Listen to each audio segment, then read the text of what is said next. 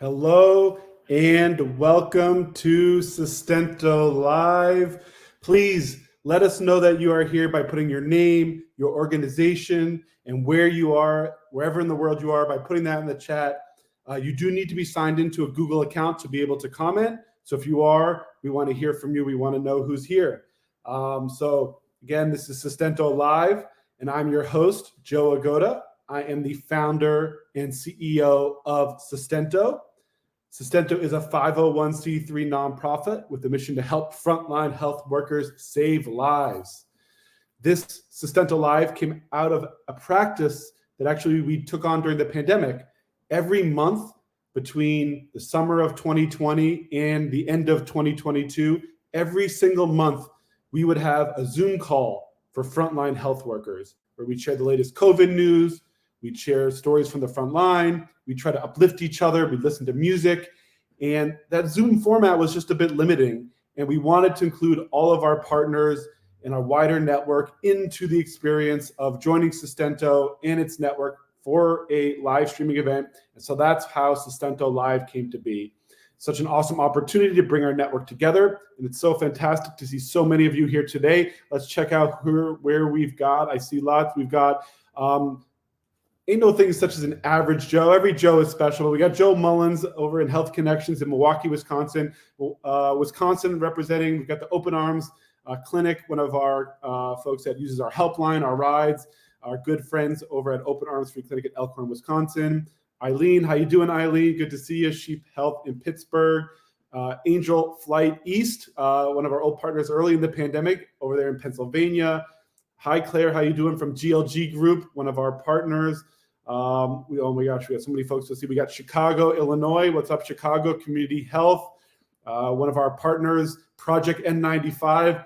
Today we're talking about preparedness. Project N95 really is about that story too. Welcome, Kimberly. So great to have you. We've got a member of the Sostento team here, Jennifer. Hi, Jennifer, over there in Montclair. Let's see, Alabama. Okay. Hey, Sherry, Alabama. We've got Memphis, Tennessee. Oh, thank you, Daryl. We love Sostento. I like hearing that. Wellness and Stress Clinic of Memphis. I got to visit that clinic back in 2021. Awesome clinic out there just outside of Memphis, also doing our free Uber ride service. Okay, we got one of our sponsors, one of our supporters, Melanie from the Syncora Impact Foundation. Welcome, Melanie. And I see, let's do one or two more. Ashley, one of our new partners, the Clinton Global Initiative in Denver, Colorado, Mile High. How you doing, Ashley? Hope you're doing well. And the folks keep coming in. Maybe we'll shout some folks out after we do our little intro here. So welcome everyone to Sostento Live. I'm going to start with a little introduction, and then we have some great guests. We have the executive director of the Tennessee Charitable Care Network. We have members of the Sostento team. We have a few free and charitable clinics that are going to come on and talk about preparedness. And last year at this time, we held a Sostento Live on preparing for a potential fall and holiday COVID surge. Earlier this year, we had a Sostento Live on preparing for the end of the public health emergency and what that meant for patients and providers around the country. No more than a month later, they ended that public health emergency early. So that was a really well-timed live. And so on today, we are returning to that topic, and we are putting our attention on preparedness. During our past live events, we made a promise to frontline health workers at our partner free and charitable clinics. We knew they were facing major changes with the end of the public health emergency, the end of the pandemic era programs, and we knew they were facing less funding and even more under and uninsured individuals who were showing up at their door every single day. And so we knew that we had to promise that Sostento would be a resource on pandemic and public health emergency preparedness, because with everything on their plates, with the lack of resources, heavily burdened clinics would not be able to respond. They would not be able to be in a position for preparedness with everything else that they had going on. So we committed to be their force and to make sure that preparedness would be at the top of our priority list, and so that the clinics could have one less thing to worry about. And we also knew that working with the federal government would be very, very important, because free and charitable clinics were not on the radar of the federal government and a lot of state and federal funders when COVID started, and that led to a delayed response. And so when the public health emergency ended, and Sostento was thinking about preparedness and how we could fulfill this for our clinics, we identified a funding opportunity from the CDC. This was from a team within the CDC called the Center for Forecasting and Analytics. We attended a webinar about this funding opportunity, this RFP, in June of this year. The purpose of the CDC grant, they said in the webinar, was to bring together a cohort of public and private organizations from nonprofit, academia, government, and the corporate sector, with the goal to create a cohort that would strengthen America's preparedness for future public health emergencies through innovation and data efforts. We immediately thought, this is what Sostento needs. This is what we want to work on with our free and charitable clinic network. And so, building on what we had accomplished with HRSA and our COVID workforce grant, our COVID helpline efforts, our partnership with Uber on vaccine rides, we worked overtime in the month of June and early July to put together a proposal to the CDC to be part of this pandemic preparedness cohort. It was a quick turnaround, but the funding was significant, and we put in a proposal for $17.5 million over 5 years. As part of that proposal, we were required to get sign-on from implementing partners, show we had real-world reach. So we reached out to our network. We talked to 30 free and charitable clinics and asked them if they would join our proposal on preparedness. And we had 28 of those clinics join our proposal. We reached out to 12 state associations of free and charitable clinics. All 12 signed up to be part of this proposal because they knew how important it was that we would be able to work with the federal government and have that funding support to be prepared. We put in our best possible submission that represented the full scope of the many partners who would participate in this effort. You can see some of their logos here. That's not all of them. That is a sampling of the clinics and the state associations that were part of our proposal. I know many of you who signed this are here today. Thank you. You showed the diversity of our network, the geographic reach of our network, and that the communities that are most vulnerable in the United States to a public health emergency would be well represented in the cohort if Sostento and these clinics were included. On July 13th, we submitted our full proposal with all those implementing partners. The package was nearly 60 pages. In September, we got a response from the CDC, and it was not what we expected. Here's the letter that I got via email as a response to our proposal. It was 1 page in length, and what I want to do is zoom in on the most important part of this letter from the CDC to Sostento. Your application submitted under CDC RFA, Centers for Outbreak Analytics and Disease Modeling, was recommended for approval, but funds are not available at this time. Approved, but unfunded. The first sentence, approved, and the second sentence, funds not available. And we were given this approved but unfunded status. You can imagine my reaction to this. $17.5 million critical preparedness proposal. It says, yeah, you're approved, but with no funding. I was confused. What does that mean? Approved but unfunded means that our proposal had merit from an objective group of reviewers that scored us high enough that the CDC could have funded the proposal and all the implementing partners that were part of it. But when the core selection group reviewed all the recommended proposals from the objective reviewers, they had discretion of who they would select for the funding. I shortly after saw the 13 organizations that the CDC did fund. They selected 12 universities and 1 corporation run by a longtime former CDC official. I knew that this work was important for the CDC. I knew the ambitions of the Center for Forecasting and Analytics that put out this RFP. And I knew the mission of that cohort was aligned with what Sostento wanted to do on preparedness with the free and charitable clinics. And I was frustrated.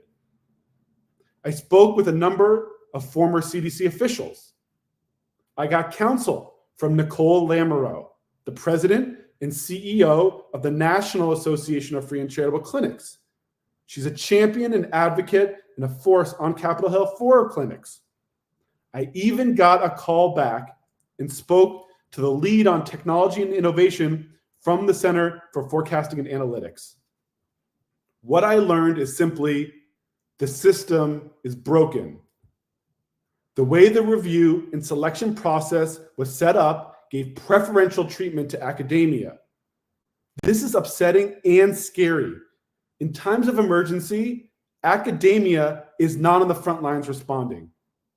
Academia does not provide testing, treatment, and vaccination services. It is not easy for academia to collect critical data from vulnerable communities. This is part of the reason our initial response to COVID in America was not at the level it needed to be. It was demoralizing to hear this and see this firsthand, that we were backsliding and that we were not taking on some of the important improvements that we knew the country needed to make on pandemic response. But there's a silver lining here. The CDC saw the importance of Sostento's proposal. They know free and charitable clinics and their state associations of free and charitable clinics and the National Association of Free and Charitable Clinics are important to pandemic preparedness and response. That is why we were scored at a level that the funding was approved. They recognized the importance of what we wanted to do. And that letter states that the CDC will keep our proposal on hand for 24 months. And at any time during those 24 months, the next 2 years, should the CDC decide to put funding against our proposal, we could get funded.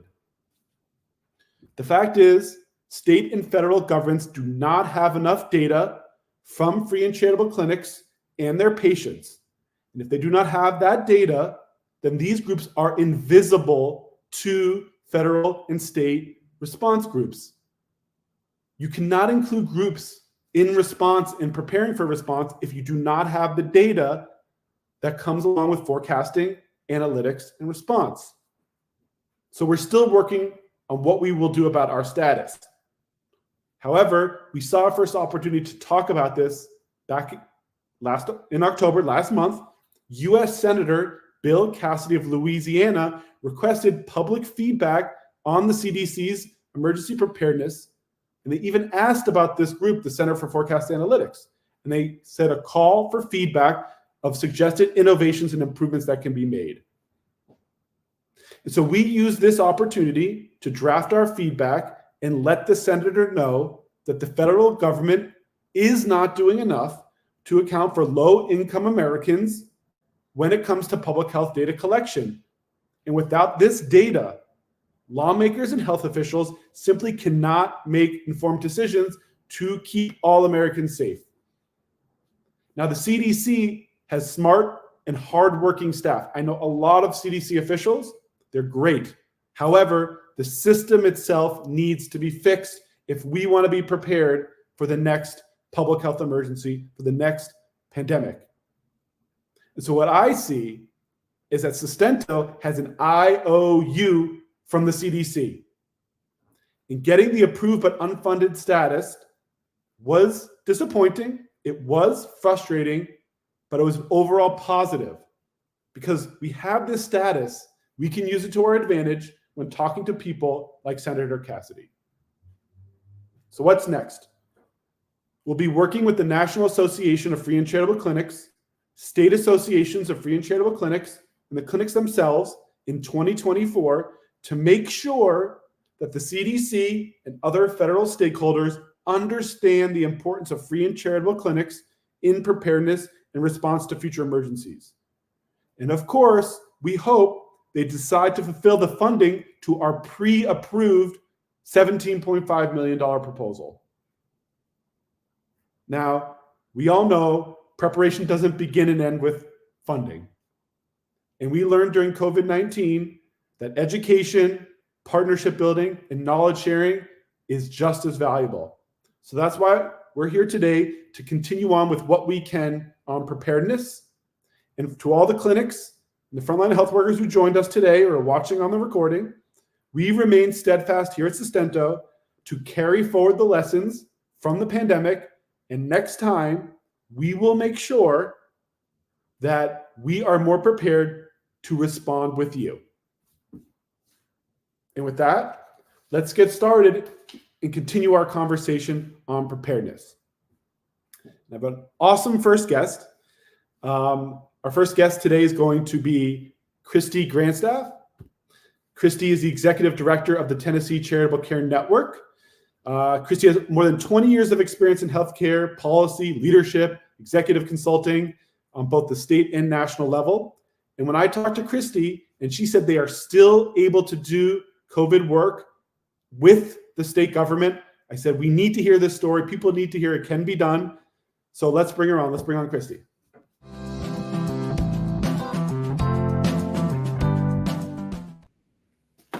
Hello, Christy. Hello.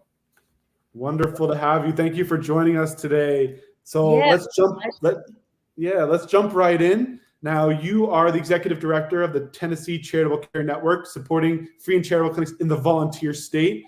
We actually have the most amount of clinic partners in the state of Tennessee, but maybe you can start by just telling us a little bit about your network and the public health work that your organization does. Yeah, I'd love to. Thank you so much for inviting me to speak today. So the Tennessee Charitable Care Network was formed in 2014, really through the passion of several charitable clinic leaders across the state. They did all of the legwork to start the nonprofit. They found the initial funders. And I was actually fortunate enough to be the very first staff person. I was the part-time executive director starting in 2015. And then, was here for about a year and a half and then came back last year. I've been here a year now in my second go around. And it's been incredible to see the growth in membership, in programs, the relationships that we have with the state. And really, over the last couple of years, TCCN has benefited greatly from the federal CDC funding that came down to states. And our state was looking for partners to help expend those funds. So we were the recipient of a couple of multi-million-dollar, multi-year grants. And majority of that, we sort of turned around and subawarded to our members. So the money was really out in the communities, out on the front lines, as you were just saying, which is so important. And so with those funds, it's been foundational for Tennessee's free and charitable clinics to really develop community health worker programs. And to hire those team members who can focus on outreach and education. And now you can't find one of our members who's not saying, we love our community health workers. We don't know what we did before we had them. So, Christy, can you tell me a little bit about quantify the impact of your network? So in Tennessee, how many clinics are in your network? And then you talked about funding, and I think that's critical, that we know that these clinics need funding for staffing to be able to do the community health worker work. So maybe with this support that you've gotten, you were able to set up with the state health department through the CDC. How many clinics are in your network, and what kind of support and funding were you able to give out to the clinics from that? Yeah, great question. So we have 42 organizational members. Some of them have multiple sites. Some of them have mobile units, but 42 organizations. And I think that, this state fiscal year, so starting in July, we are awarding over $5 million out to about 30 of those 42 members. And what do you find that those clinics that are getting the funding, what do they need it for? What's the difference of them not having the funding and getting this funding? 5 million to 30 different member clinics. What difference does that money make? Yeah, it makes, as you can imagine, just an enormous difference. As you well know, and everyone here, free and charitable clinics kind of scrap for every last dollar. They do without so many times. And so these funds have allowed them to hire community health workers, to provide training for others in the clinic. A big focus is on data and outreach and social media. And so they're enhancing their partnerships in the community. They're doing, some of them have done some rebranding and some media and marketing of their own, just so not only the COVID message and the vaccine message is out there, but also just increasing awareness of their services. Yeah, no, the funding is instrumental. It's kind of what I was talking about in my opening. I think preparedness definitely starts there. There is a lot of momentum being lost on COVID right now, on vaccination, on education access. So what do you attribute your ability to continue to stay strong with the clinics in your state? How do you kind of keep them up and resilient to continue the work, to make sure that they're on their toes, they're responding, they're prepared? What do you do to make sure your clinics are able to keep that mindset? Yeah, it's a great question. For the most part, everybody's so tired of talking about COVID. The clinics experience that when they talk with the patients, and it can really get them down. So we've implemented several strategies. One is we bring together all the community health workers across the state every other week for just a 30-minute touch base. Some of those, they're really just getting to know one another, sharing experiences and strategies. Other weeks, there's a speaker, a focus on resources, but it really helps them to feel connected, to know, I'm not the only one going through this. So that's one thing we're doing.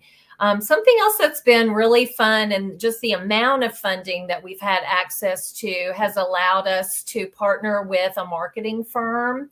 And so we've been working very closely with them and their design team to come up with both a toolkit so that our members and the community health workers have resources that they can use, and also thinking about a marketing campaign.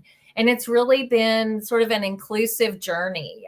They've really relied on our members for input and feedback and what's the messaging that's going to resonate most. They've done research, they've done polling, they've done focus groups. And so it's really helped to have, that kind of focus, and, people who say like, ooh, if we say it like this, if we focus on people who say they're getting a flu vaccine, then we think they're the ones that we can probably move the needle on in terms of getting a COVID vaccine. So that's been another aspect of our work. And we're going to have lots of materials that we can send out for the community health workers. That'll be really great. Something else that we were able to do with a different source of grant funds, everybody wants incentives. If you've got money available, people say like, that's what really can help drive things.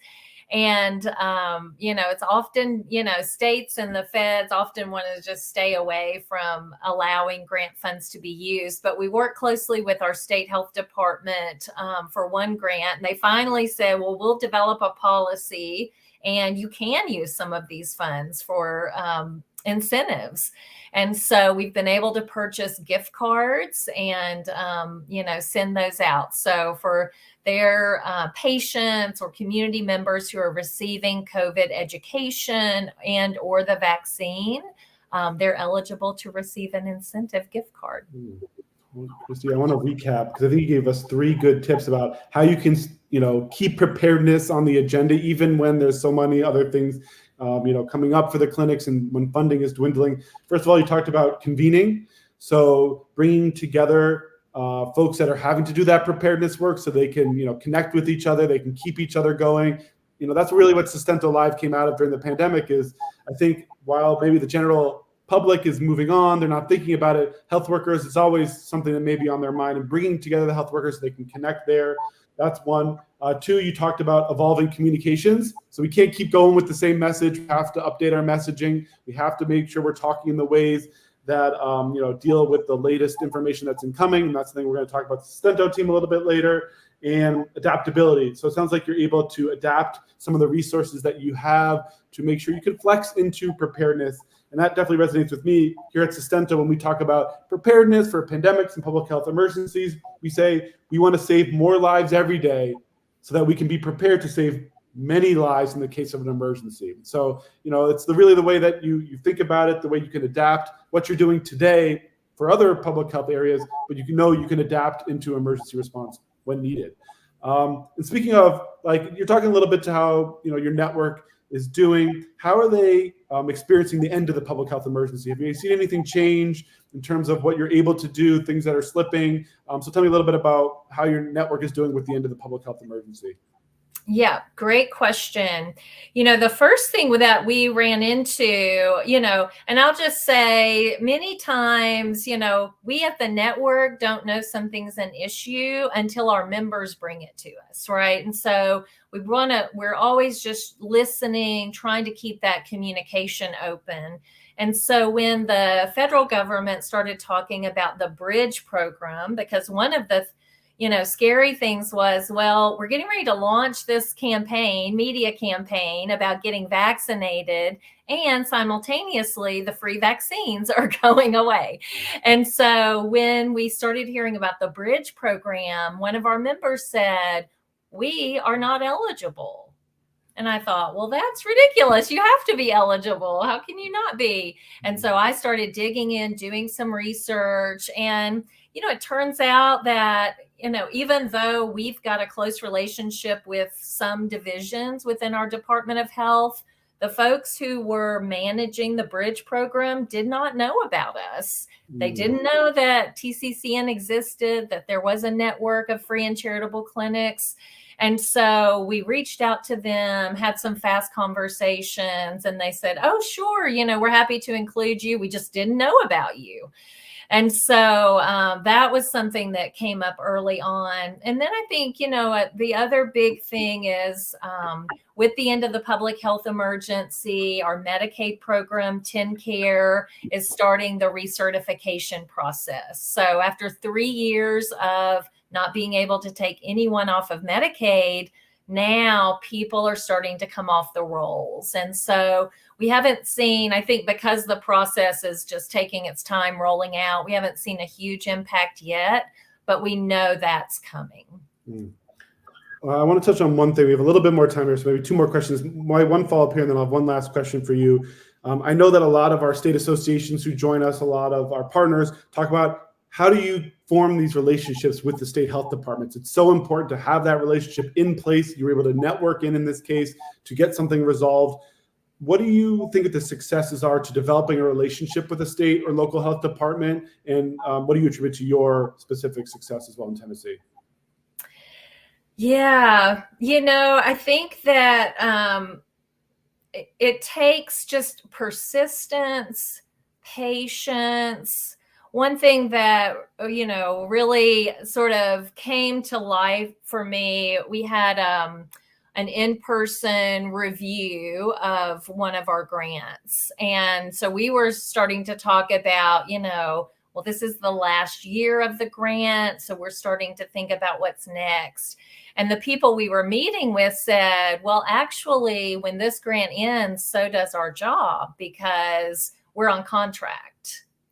And so just never forgetting, right? Like, these are human beings on the other side of the phone, the meeting, and they've got their own things going on. And so I think really focusing on just developing that relationship, trying to learn about each other as people, focusing on like, what is it we're trying to do together? What are we trying to accomplish?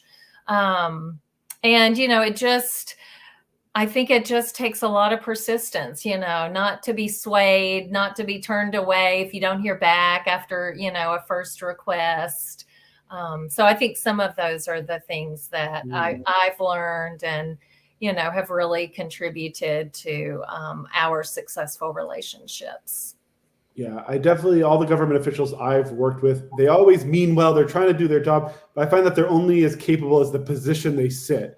And oftentimes they have to go through layers and it takes time. And so I think that empathy, the interpersonal relationships you can build, the persistence, those are all really good tips for our audience who are trying to work with their local or state health department.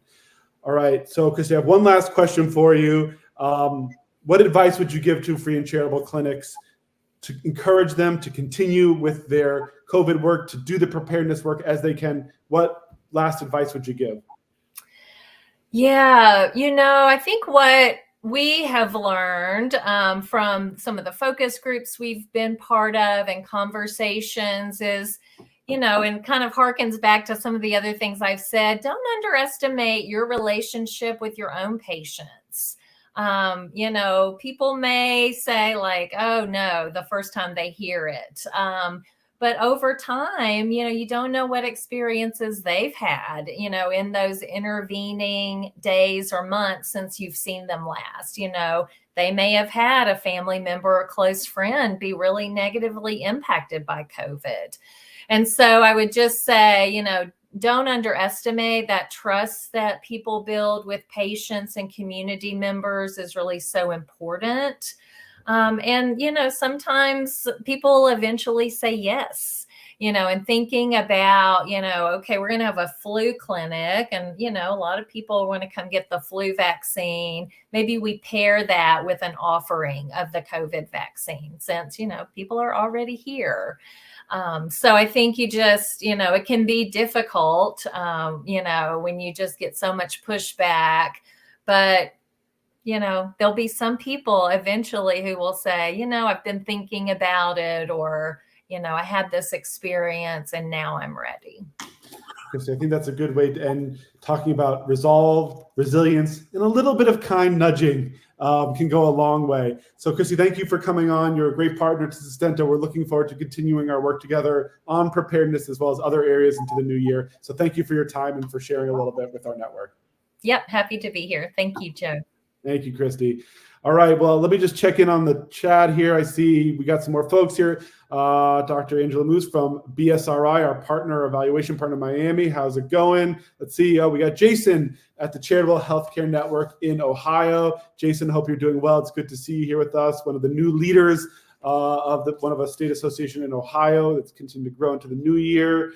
We've got Ann Miller, Executive Director over at Project N95. Again, we're talking about preparedness. Last 2 years, we sent PPE to our clinics to make sure that they were prepared. Project N95 is an awesome partner of Sostento. We got Dennis, our Executive Director of the State Association in Wisconsin. We're doing a lot of work with Dennis. Hey, Dennis, how you doing over there? And we got Jack had a comment for us about importance of free and charitable clinics being included in preparedness work. So I see a lot of comments in here, got a lot of good chatter going on. But what I want to do next now is I want to actually bring in two members of the Sostento team. Because like I said, Sostento's promise is to do the preparedness work if the free and charitable clinics are really, really busy and they're unable to do it.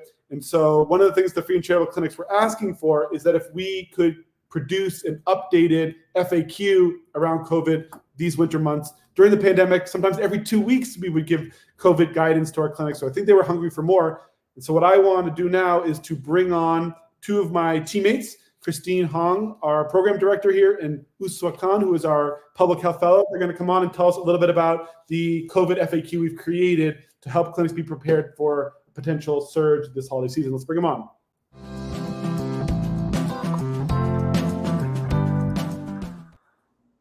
All right, well, we're going to do like quick 5-minute hitter here talking about this resource that we've just created that we're going to distribute after the webinar. So Uswa, let's start with you. Tell us a little bit about what we have going on. Yeah, thanks for bringing us on, Joe. So to all of our clinics, we know how much you have on your plates right now, and a lot of that we just talked about with Christy. And in general, the program team really wants to save you some time and energy and make your job and your lives a little easier.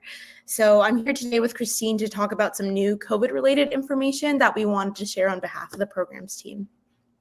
And just to provide a little bit of background, our programs team within Sostento, we interface the most with the clinics in our network. And really our primary goal is to make sure that we are working side by side with clinics to better understand the challenges you're all facing in your day-to-day, to ensure that the tools and services that we are designing and afterwards delivering to you are as helpful and implemented successfully.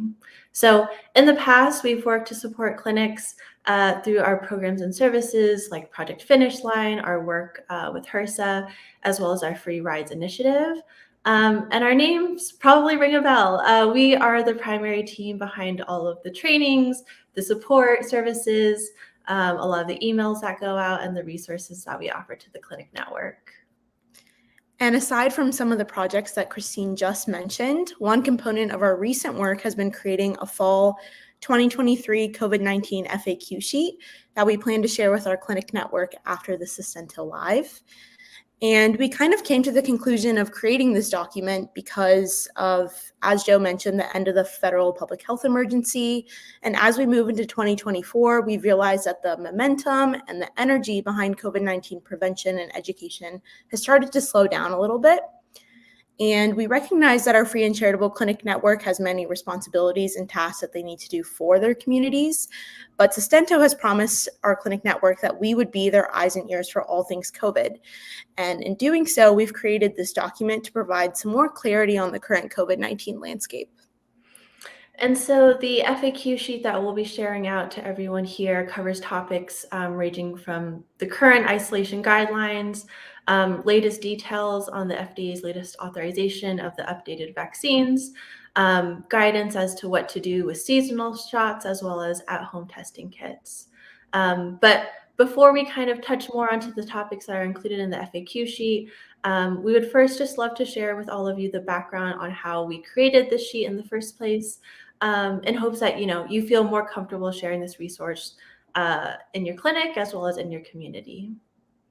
Yeah, so on our own team, when we were actually deciding the topic for today's webinar, we realized that many of us on Sostento's team were a bit confused about the current COVID-19 guidelines.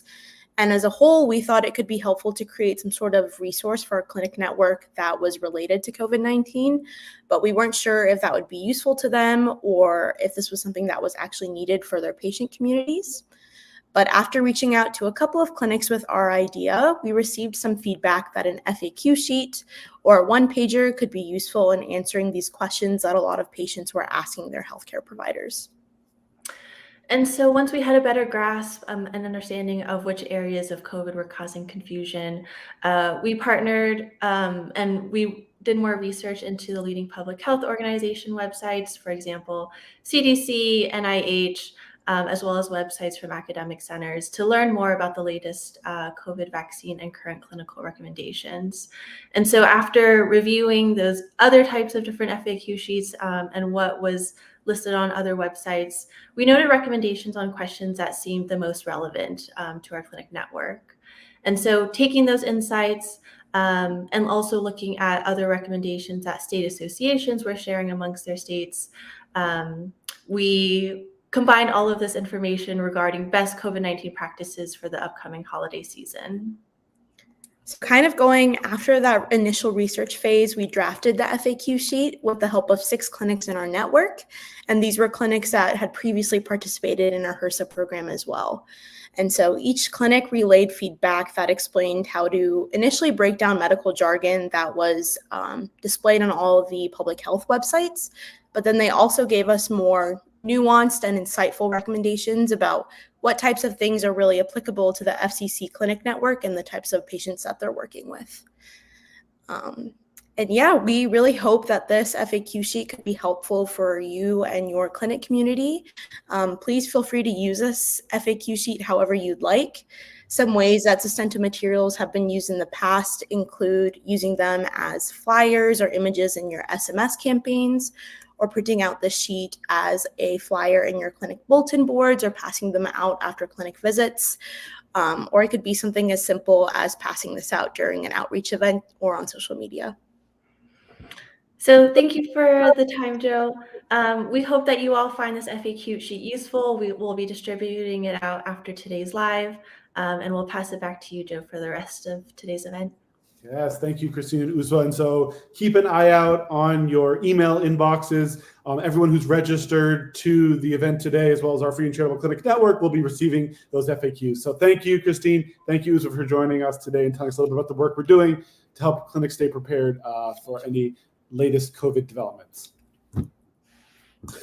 Okay, so up next, I want to bring on another Sostento staff member before we get to our Free and Charitable Clinic Roundtable. So stick around. We're going to do a brief celebration kind of checkpoint, because part of staying resilient and, part of making sure we can be prepared and continue work is celebrating each other, is celebrating partnership. So I want to bring on Sostento's Director of Partnerships, Emily Ronning.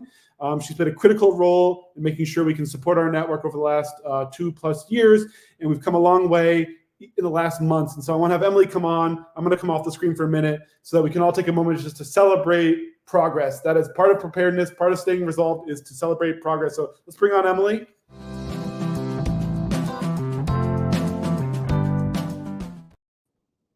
Hi, everybody. Thanks, Joe, for that warm introduction. Glad to be here with you today for the next couple minutes. I encourage you to stretch your legs, stretch your arms, go grab a drink or a snack. And while we celebrate all of our Sostento partnerships and folks that we are lucky to get to do our work with every day, I encourage you to plug someone that you're grateful for or that you would love to celebrate in the chat. Because during this time of year, we tend to reflect, and obviously that we're no different here at Sostento. We want to give some shout outs to some special folks, many of which are here today. So first, we're going to start with some of our biggest supporters. We've got LISC, WK Kellogg, and Syncora, which is formerly AmerisourceBergen. We're in our second year of funding from these organizations for our Rides for Health Equity initiative. With Uber, as all of you know. And without this partnership renewal, we could not be expanding rides like we are. Their support literally gives access to life-saving healthcare. And today we can celebrate passing 15,000 total rides delivered, which is a huge number. And the reason we've been able to surpass that amount is because we've doubled the number of clinics from 15 to 30 who have adopted the Uber ride service with Sostento. So that includes new states where rides are taking place like Florida, Illinois, Virginia, West Virginia, and then of course the states that have already been onboarded to the service prior to this expansion. So we are so grateful for those funders and for the support of the teams behind those funders. As many of you know, every funder has a whole slew of folks who you get to know really well and build relationships with, and we are so grateful for those relationships. We have another supporter to celebrate, the CDC Foundation, who has stepped up this holiday season with another grant to allow us to continue to promote and educate the use of our Uber rides for the access to vaccination services. So this is the third straight year of the CDC Foundation supporting our work with free and charitable clinics. This is continued to be an area of care that, as we know now, as the pandemic sort of becomes less of a focus federally, the CDC Foundation is doubling down on the support for access to vaccination services. Amazing. Another partner of Sostento I want to celebrate is GLG. They're aptly described as the world's insight network, and we've been in relationship with GLG for a few years now. They essentially have this huge network of experts across the globe that we get access to. We send them a brief. They help us find folks to talk to advise us on opportunities at the organization, daunting challenges that we face as a small but mighty nonprofit. And Joe recently attended their Healthcare Leadership Summit and got to share knowledge with high executives from a number of leading life science organizations. So the wealth of their network is such an asset to our organization. We're so grateful for you, GLG. And lastly, we want to celebrate a brand new partner, the Clinton Foundation. We've been working with them just since this summer, and this past fall, we attended their 2023 Clinton Global Initiative, and were named an official commitment maker for the health equity area of the organization. the health equity team there. I know, Ashley, I saw your name pop up. I know you're here. You guys have been opening doors for Sostento to build relationships with major funders and organizations that we would probably never have access to, which essentially helps all of us here, clinics, state associations, partners of Sostento, help us achieve our goals to expand the Uber rides to as many clinics as possible. So lastly, last but not least, we have one last celebration. We are excited to share that our very own Christine Hong, who you just saw on the screen, is being promoted to the Director of Programs at Sostento. Christine started at Sostento shortly after she graduated from Columbia with her Master's of Public Health. She has been in Sostento since early days, building all the COVID-related tools and innovations with our clinic network. So she's been kind of at the center of some of those essential services and tools over the last 3 years. And now she's leading the programs team as they work on the Uber expansion effort. So it's my absolute pleasure to lift you up today, Christine. We're so glad you're here and glad to honor you with this awesome promotion. So that's my moment, the 5 good minutes of celebration. We hope that all of you here have lots of good reasons to celebrate this holiday season. I know it feels a little preliminary to be wishing holiday joy on everybody, but if it wasn't for you, we would not have the work, the perseverance to keep going, to do this work. And we're so grateful that you lift all of us up to continue to lift our clinics up. So thank you. And back to you, Joe. Thank you, Emily. That was awesome. Let's just go few quick comments, and we want to get our clinics on. So we see Juanita is shouting out and showing gratitude and celebrating the Virginia Association of Charitable Clinics. That's also part of ours. Great group over there doing amazing things.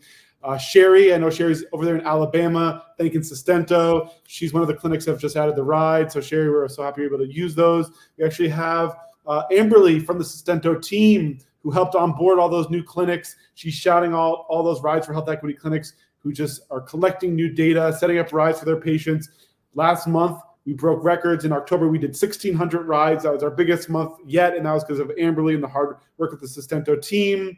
And I see we got some congrats going out to Christine as well. Daryl, it was saying congrats, saying, Christine, you deserve it. I agree, Daryl. So thank you so much.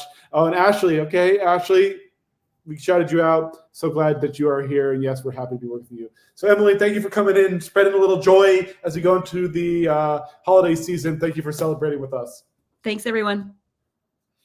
All right. So we got about 15 minutes left here. What I want to do is my favorite part of Sostento Live is to talk to some clinics that are on the front lines, that are doing preparedness and doing response work every single day. And I'm thrilled to have a roundtable with 2 clinic leaders, one from Alabama and one from Pennsylvania. So we are going to welcome in just a moment Brooke Lowry. She is the clinic director at the St. Clair Community Health Center in St. Clair County, Alabama, role she's held since 2021. And as well, we're going to have our clinic services director at the Center for Volunteers in Medicine in Pennsylvania. I believe both have been guests before, so we're really happy to welcome them back. And Christy specifically has been an amazing partner with the Center for Volunteers in Medicine, one of our leaders in vaccinations. She also is a board member on the Free Clinic Association of Pennsylvania and also works on the roadmap for health equity. So let's go ahead and bring on our Frontline Health Worker Roundtable.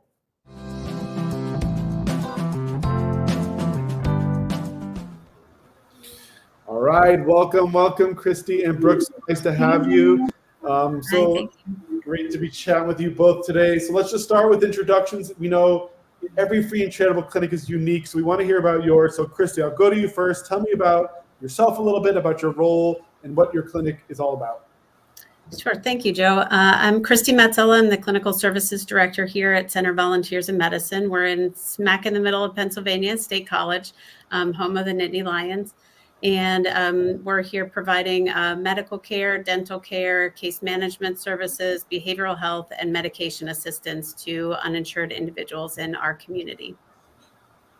Thank you, Christy. And Brooke, over to you. Hi there. I'm Brooke Lowry. I'm the clinic director at St. Clair Community Health Clinic, which is located in Pell City, Alabama. I've been here since March of 2021. So here in Alabama, that was right in the heart of the surges in Alabama. I have seen a lot since coming on to the clinic, and but I absolutely serving our uninsured, underserved residents in our county. Thank you, Brooke. So let's get into it. I'll start with you, Christy. Tell me about what is it like at your clinic right now as we go into potential, COVID surge season. The public health emergency is over. You've been through a few years of the pandemic. Where do you feel like your clinic is right now? What are the needs like? What's kind of the situation you feel like at Center of Volunteers in Medicine? I think we've kind of reached a status quo. We certainly still have individuals calling and needing testing. One thing that impacted our community was when the college students moved back in August, and into September, there was definitely a large surge, which led all of our local healthcare entities to talk together and go back to masking because we were experiencing staff shortages again due to, the COVID surge. So we did that for a few weeks. We're now back to optional masking, but that was sort of an unintended situation that arose. But, we all quickly came together and talked through that and figured out what our plan was going to be. So testing, and then also, looking for access to the new vaccine that's out. And our state is no longer providing that to us. So we no longer have a supply for vaccine, which has been a little bit challenging for our organization since we had done so many of them previously. I know. I remember how many you did. You rented out whole schools. I remember we're putting people through. So what advising are you giving to your clinics or to your, community members when they say, hey, I got my vaccine with you last time. Can I get it again? Like, what are you telling them? Yeah, so we've been researching other locations for them to go, and our local CVS pharmacies actually have a program for the uninsured. So we've been able to send individuals there. Even our local health department is not able to offer them yet, and that's typically where we would send folks for other vaccines. So this time it's CVS, so we'll take that for a win. So like you said, collaboration, partnership is key to make sure we can do with less resource. But how about you, Brooke? What's going on at your clinic? What's the kind of situation there as you go into the holiday season? Yes, really, we have the COVID part has calmed down. As Christy said, once school started, we saw a lot of cases, people wanting to be tested. And then, but now we are kind of back to the normal. We still have tests available. Vaccine, she works, Christy said CVS. We have a partnership through Walgreens that helps us. And also our local hospital.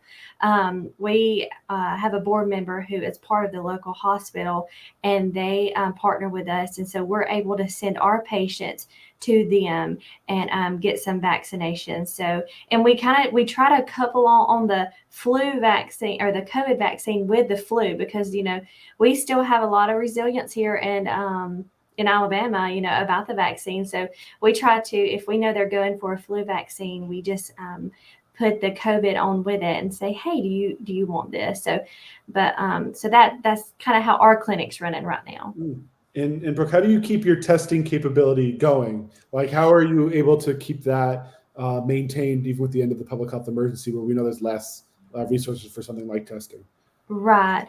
We have actually had a partnership through, since I've been here at the clinic in 2021 with East Central Alabama area health education. It's a partnership through UAB. So they're able to send tests. Now they are limited. We used to have an abundance of testing, but now they are not as many, but luckily we're not having to test as many. So that's how we have went about getting all of our tests. So you both talking about the need for continuing partnership. Obviously at Sostento, we believe in that when there's a lack of resources, we have to work together to make the most of what we do have. So let's talk about attitudes of your patients around vaccination and COVID. Christy, over to you first here. What's the attitude of your patients these days? And how is your clinic working to make sure that folks are staying educated and they know the latest good information? What's it like working with your patients? I would say it's still kind of split. We certainly have folks that come in asking for, vaccines and information. Then we have some individuals who are a little resistant to that. But I think our providers over time have gotten really comfortable talking to people about it and just providing that, just education and factual information and really encouraging them to get it. We have a couple of providers in particular who I think can sway almost anybody that comes into their exam room. And that's been amazing to see. So a little bit of a mixed bag still, but we keep There's working always on seems to be someone on the clinic team who's like the convincer, who you send people to, for the really resistant or ones who have misinformation. And, I know it takes, sometimes a number of conversations and, they don't maybe do it right away and it takes over time. So that's really cool that you kind of have that. And how about you, Brooke? What's it like talking to your patients? What's their attitudes currently? What are you doing to keep them educated? Yes. I know, as Christy said earlier, the trust in the clinic is huge, and our patients trust us. For the most part, there's some that will not, but our patients trust us. So, when we tell them, hey, flu, COVID, this is what you should do, this is highly recommended for you, they just really go and do it. So now we do have those that are, no, I'm not. And we just tell them, the best prepared as they can be. So that's how it's going here. Mm-hmm. And Christy, how are you able to fund some of this work? Or, do you have special funding for COVID currently, or are you just kind of using generalized resources to try to do what you can? Talk to me about like what your funding situation is like and how you're handling that. Knowing that all of the free and charitable clinics deal with the under and uninsured patients, that's who you're dealing with. So these are really, low resource, low income Americans that we're serving, and you have to rely on using your resources then to help them. So what is the funding situation like, and how are you getting the work done? Yeah, unfortunately, most of our COVID funding that we had has ended, but we've been able to incorporate much of what we were doing into our regular operating budget. So that's what we're doing at this point, but always looking for other grant opportunities or other resources available to help with those needs. Yeah, we've been hearing about the kind of drop in funding, and we kind of say, can you continue with some of those practices around other public health areas? Can you keep that momentum going so that if there is a surge, if there is a demand, you can more quickly pivot back? And how about you, Brooke? Any COVID funding at your clinic, or are you also having to do kind of with generalized funds? Generalized fund, and like I said earlier, partnerships. Without those, we would not be able to do, not near as much. So, but general fund and then partnership with Walgreens, with local hospitals, how we're able to continue. All right. So 2 more questions, and then I think we're just about time here. So in terms of, preparedness itself, it means being educated. It means having the latest information. I want to ask you both, where do you go for your COVID information or for your public health emergency information? Like, where are you going to get your latest go-to place for updated and useful information? So Christy, first to you, like, where are you going to make sure your clinic is well informed? Our tried and true, the CDC, is typically where we go. And, beyond that, if we want to look at more localized things, we would certainly reach out to our local Department of Health or, our other health systems in the area that we partner very closely with, for anything that would be more locally oriented. What about you, Brooke? Where are you getting your information from when you want to know something? If there's something not sure about, where are you going to get your information? Right. Yes. Yeah. We have patients, I tested positive this day. What do I need to do? As Christy just said, the CDC, we definitely look at that. And also the FAQ sheets that you guys send out, they're huge for us. I mean, we enjoy being able to share that information with our patients and to our providers that, so, that's just a quick and easy way to, hey, this is what Sostento put out. So that's how we get our information. One last question for you both. In terms of your personal ability to stay resilient, to keep going. I mean, we're now, 3+ years, finally the pandemic response is over. A lot of people have left the healthcare industry. They've had enough, but yet you both are still here doing what you can with the limited resources. I want to know what keeps you driven to keep moving forward and keep up the work. So Christy, I'll go to you first. What kind of in a day that maybe you're feeling a little down, there's no COVID funding, what keeps you going? I think just seeing the patients continue to come in the door day after day and the need that they have. And also I would say I feel like the teamwork and the camaraderie we've built with our staff through COVID. We all came together to do our mass community vaccination effort. It was quite a thing for us to do with our community and about 400 volunteers. And those volunteers still come back to our clinic saying, hey, I miss our time together. That was so fun. But they come back and help in other ways. So I think just continuing that engagement and the relationships and the other networks with, the school district and other entities that we met, and being able to just remember that, even in the midst of the pandemic, there were great things that came out of that in terms of building relationships and friends that we'll have, forever now. So I think the teamwork and, also learning along the way that self-care is really important, and being able to take some time to do that, even in the midst of the chaos and busyness of the day, it's still really important to take a few minutes to do that. Appreciate that. That resonates with me. And how about you, Brooke? What keeps you going even after all the hard work during the pandemic, the exhaustion? What keeps you, moving forward at your clinic?